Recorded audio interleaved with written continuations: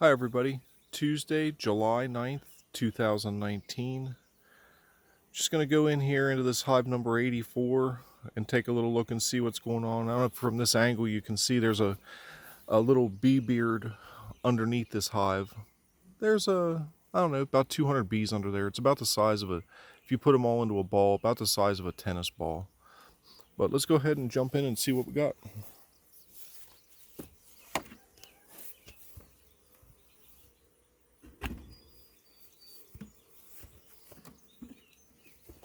Now on my hives, it's a standard Man Lake nucleus 5-frame box.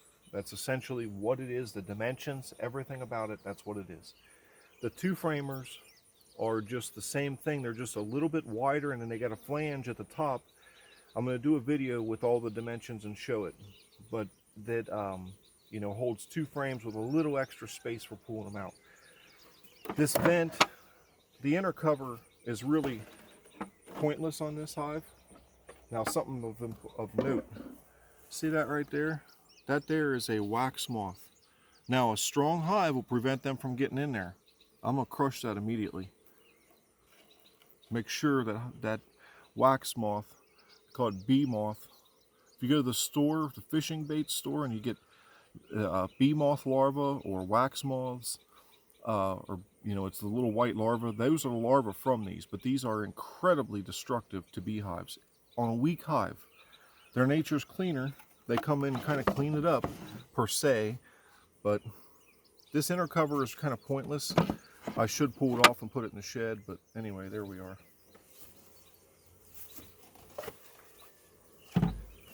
The vent is just simply 3 inches tall. It's built out of 3/4 by 3 with number 8 hardware cloth inside, 3/4 inch holes, and it just creates a vent that can help with airflow. Put this up above the feeder. Now on the feeder, I can see here there's a pretty good number of bees right there. I don't have my smoker lit. Shouldn't need it. We'll see how well or bad behaved these are. But the feeder, the only tricky part about the feeder, you can use aluminum pans. These are stainless steel trays that I make at the shop that fit in here perfectly. Now this is one flaw that I haven't fixed all of them yet, is to come in with some food grade silicone and completely seal up around here. But this ladder system is just a double, there's a screen underneath and on the top. There's a 1/2 inch space in there, just a 45-degree angle, a couple little boards stapled on there so that the bees can come up through this hole underneath, which you can barely see because there's so many bees in there. They can come up through there, down this what they call a ladder, and get to the sugar water that you put in here. They cannot access, they can only get in that ladder, and that screen gives them grip where they can get back out and not drown. Now I'm going to take this here. It's possible we could have a queen up in there. Look at all them bees in there. Put that right there. They can hang out there.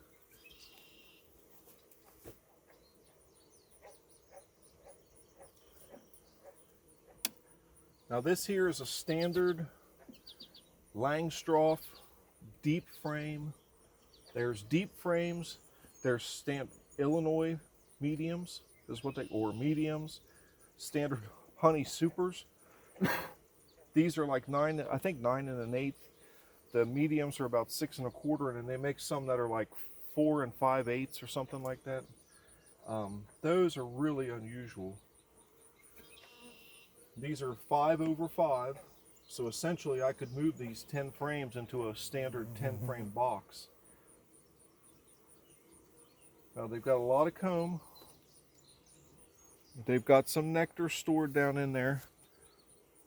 Beautiful comb. Some nectar, and that's pretty much about it. I don't see any bee bread in here or pollen.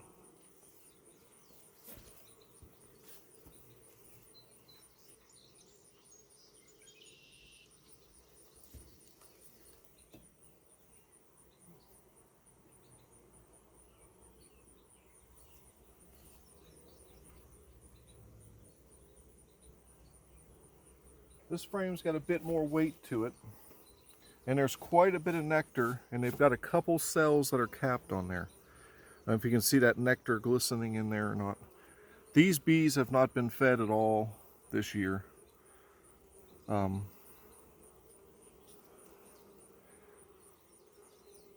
couple of these are actually capped brood that's going to emerge, and a couple of these are actually capped honey. It's something that you just kind of, I don't know how to just quite exactly how to describe it. Now on this side, similar, there's a fair amount of capped honey around this perimeter. They kind of within the frames will make up like a ball. If you can envision hollowing out to where a basketball would fit inside this hive, that is what they call the brood nest. And then the queen lays all around within that circular pattern in there. And they put food all around the perimeter. And usually it'll be lots of nectar and honey around the outer edge. And then if they have bee bread or pollen, that'll be kind of like a little band in the middle.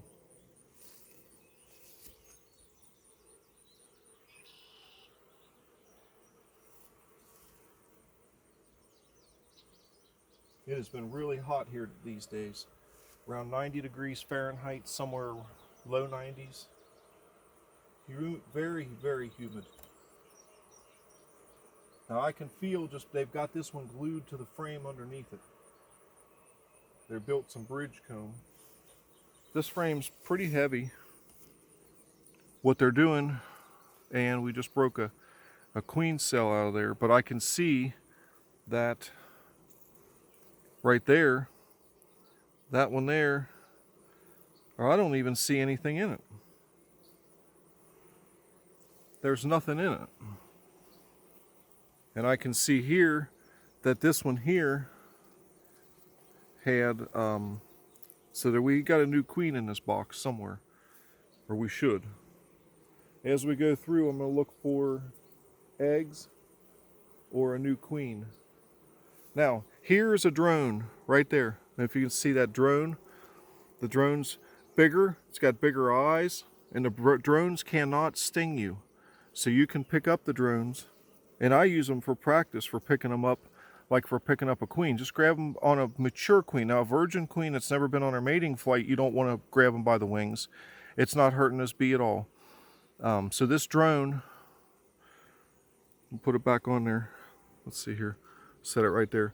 So a standard worker bee, and then the drone is a bit bigger.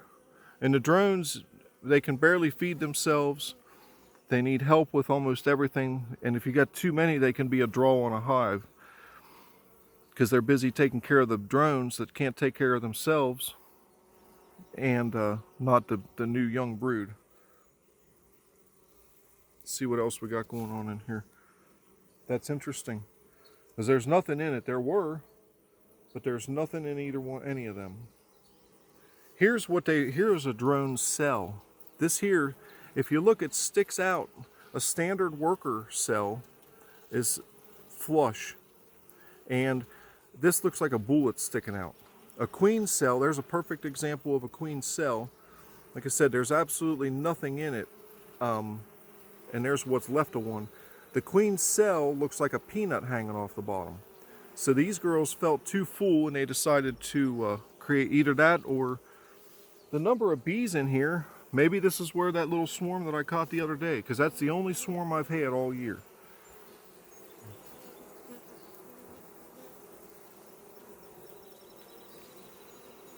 I'm gonna have to cheat and put my reading glasses on here.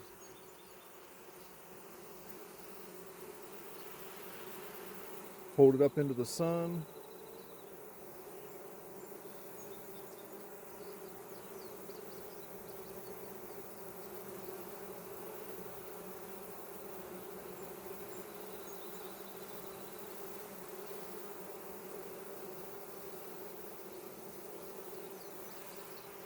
I don't see any eggs in there.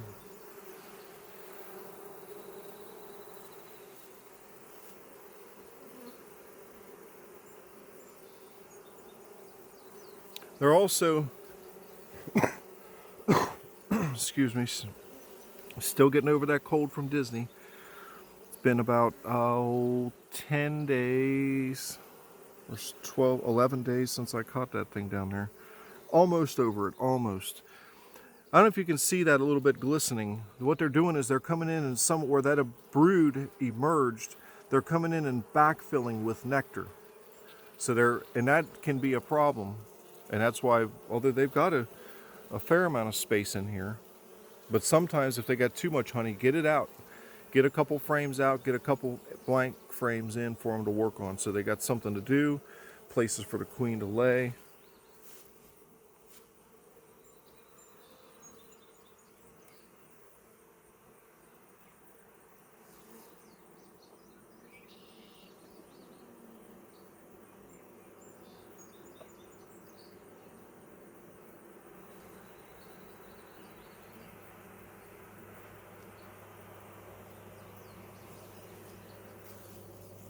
This one here has lots of nectar, honey. Check this other side. The other side, they're doing the same, backfilling mostly, and then empty cells.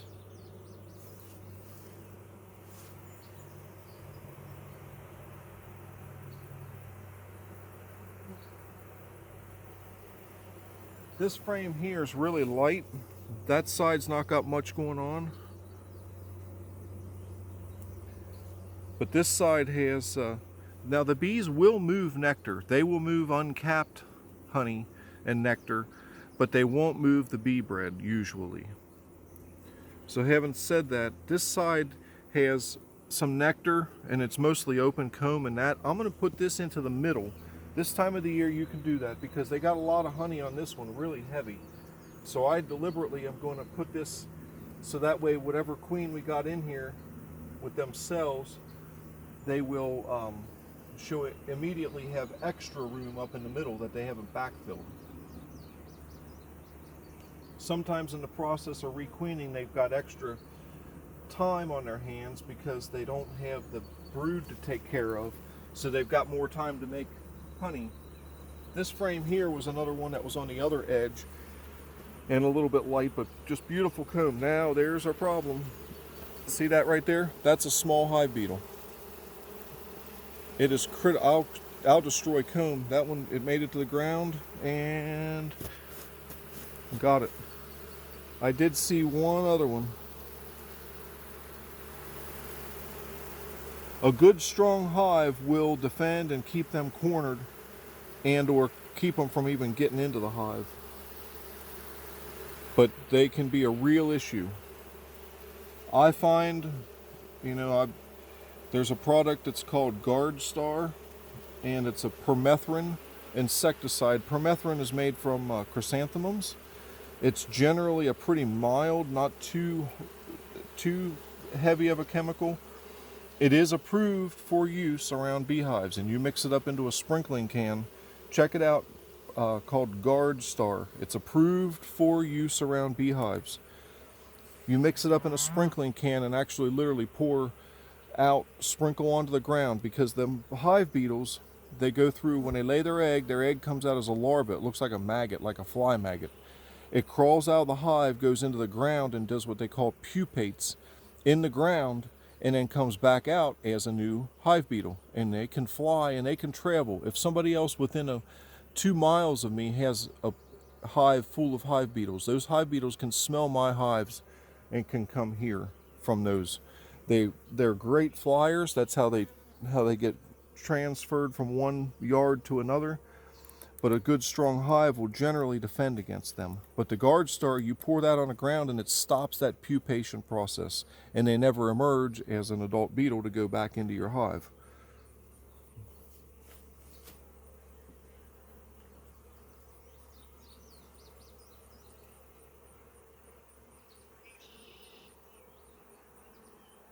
Okay, we got them frames back in tight. We've rearranged a little bit. Let's pull this box off.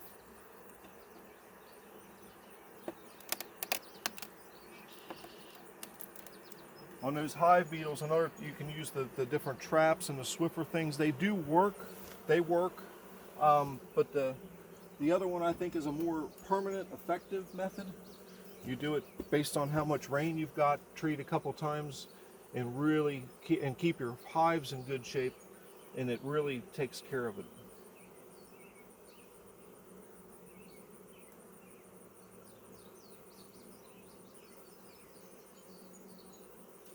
This frame here, it's mostly empty. There's a little bit of nectar. There's a little bit of bee bread. I don't know if you can see that in there. It's not a real good example. But they go in there, they mix that pollen and put it into them cells. And usually you'll see a nice band around that brood nest. This hive's a little light, or this frame, let's see as we go along. This hive's a little light on pollen. I have a real issue with, there's another drone. There's a drone right there compared to the female worker bees. One mating of a virgin queen, she only mates once in her life. She may go on a couple mating flights over a week's period of time, but she'll mate with anywhere from 12 to 20 drones, and then that's it. Then she'll go and lay for 3 or 4 years. The only other time the queen leaves the hive is if she swarms. She does not mate anymore. That's them couple of mating flights that first week serves her for her whole life.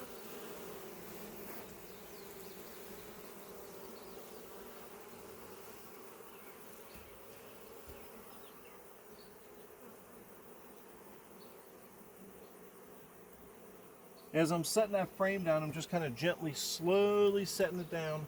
Give the bees a chance to move out of the way.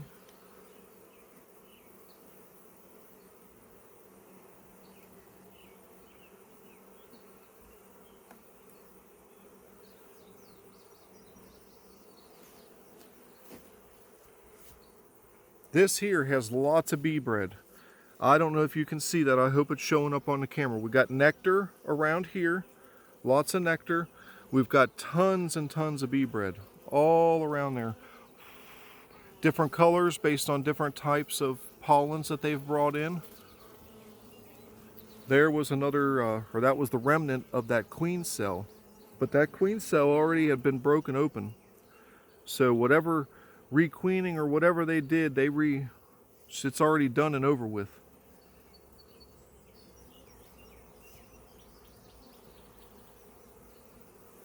There's where they had another couple right there, and those are all been opened. For the number of bees in here, it would be hard to imagine that they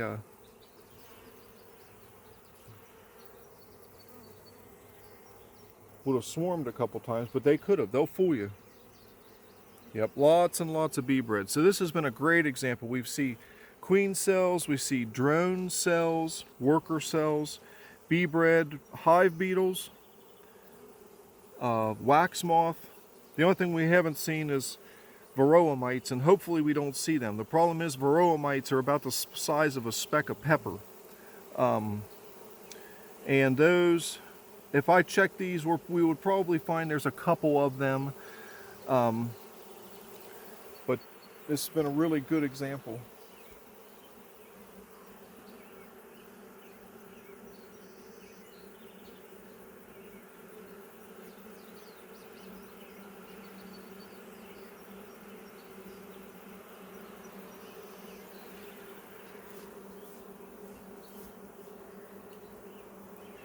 Something, I don't know if you can hear it, that hive here is really noisy. Really noisy.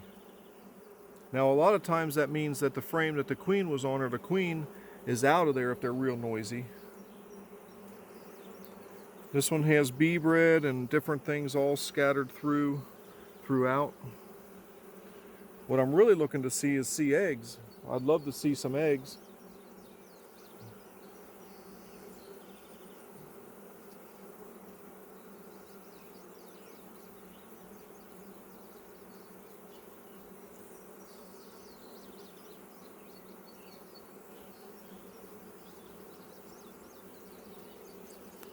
Sorry, I'm not taking you guys along completely here.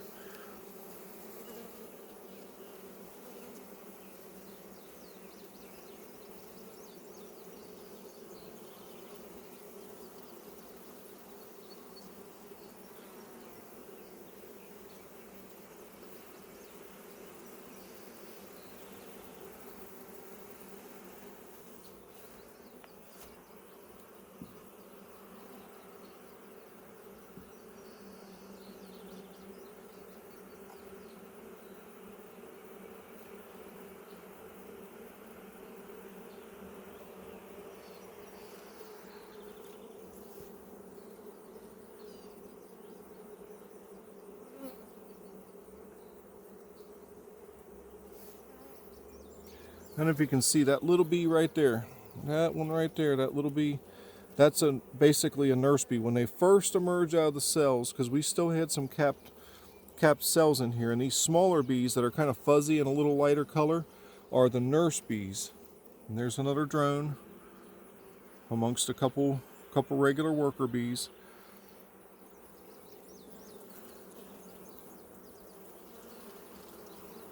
But you can see a few of them there, kind of the smaller size, a little bit fuzzy. They get their color and they get their size over the next, first few days after they've emerged.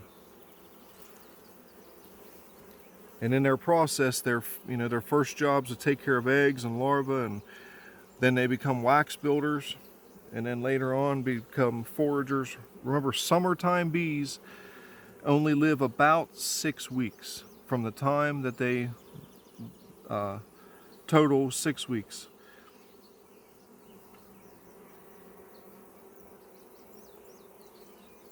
So that's why a good queen, a well-fed hive, she can lay 1,000, 2,000 eggs every single day, and in that rotation, they're losing that many, and they'll go out and they'll die somewhere in the field, or if they die inside the hive, the undertaker bees literally drag them out, and they'll take them and try and fly with them and drag them, several feet from the hive if they can.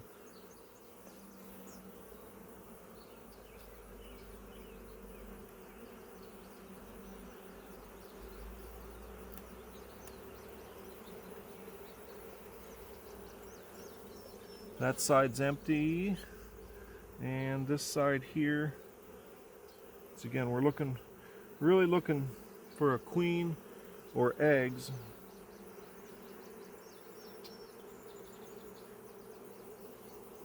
What I'll need to do is do a follow-up. What we're going to do is we're going to go ahead and feed this hive as well, and we'll call this, this is number 84, and we'll do a follow-up and see let's see here, how can we do this? Something about hive 84. Does 84 have a new queen, or something like that? Did 84's queen start laying? Something to that effect.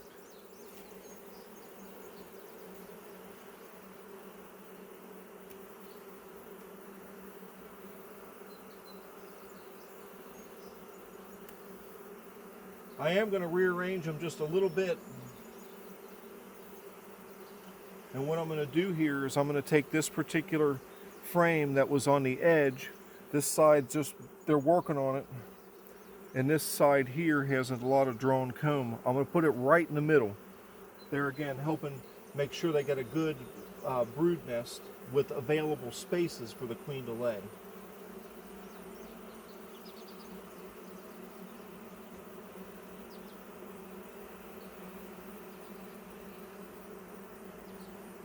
They won't hurt you.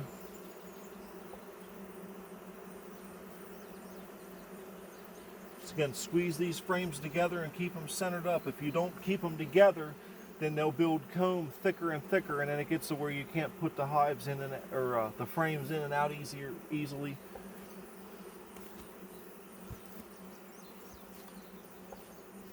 Just take this box right here, pop it back on here. I'm going to take this, call this bridge comb or burr comb, and go ahead and scrape that off of there. The reason being is when I put this box back on top of there, those frames are going to hit that, and if the bees are on that there in particular, or the bottom of the other frame, it may cause them to get crushed.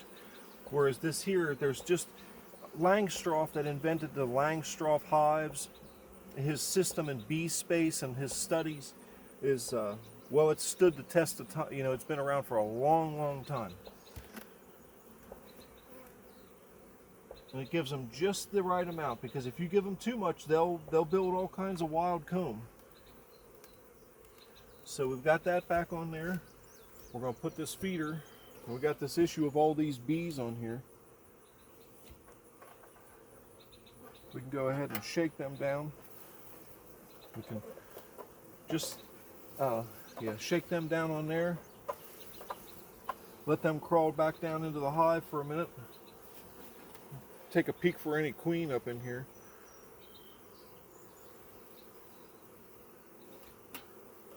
Okay.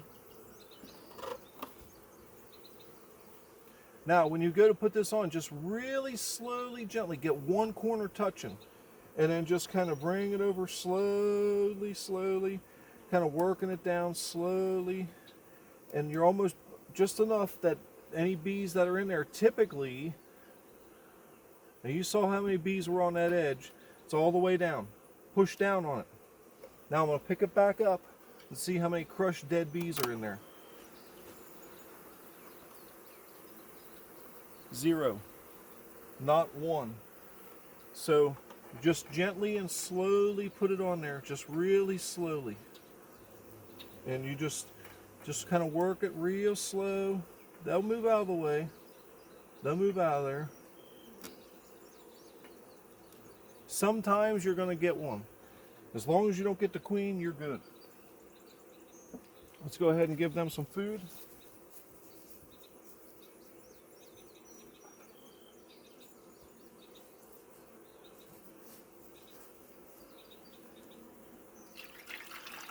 This feeder will hold about a gallon. With as many bees are in here, this is 2-to-1 sugar water. I use Domino sugar, 25-pound bags from Sam's Club, mixed with 2.5 gallons of warm tap water, stirred up with a paint mixer, and that's it. Some people will say, oh, well, you should do, if you want them to build wax, use 1-to-1. If you want them to do this, you want them to do that. I find that the 2-to-1 just works best all the way around. It works just fine. They draw wax, they put it away, it's easier for them to store. There's not necessarily a right or a wrong, but that should help give them a boost. They got tons of bee bread. The biggest factor that we got to watch for on this hive is make sure that we end up with a laying queen in there. If for some reason we don't get a laying queen and find eggs and or young larvae in there within about a week and 7 days from now, 10 days at the most, we better get a queen in there or they will turn to a laying worker hive. And once you become a laying worker, that's a whole new set of problems I won't get into here. Thanks for watching, everybody. I hope that helps out and kind of explains some of the basics. That worked out really good to see that, each of those things. Take care.